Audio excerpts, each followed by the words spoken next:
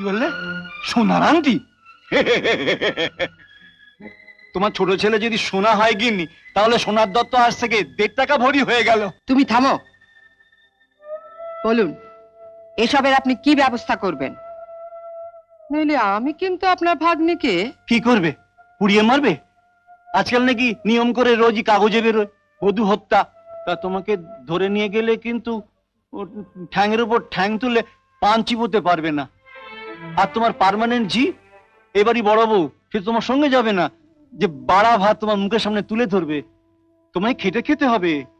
সব দিকটা ভেবে দেখো। ভাগ্নির বিয়েতে নগদ দিতে পারিনি, টিভি ফ্রিজ দিতে পারিনি, শুধু 4টে ঝিয়ের শাড়ি দিয়ে বাড়ি পাঠিয়েছে। চা খাবে কোন লজ্জা তো? তুই বলছিস কি?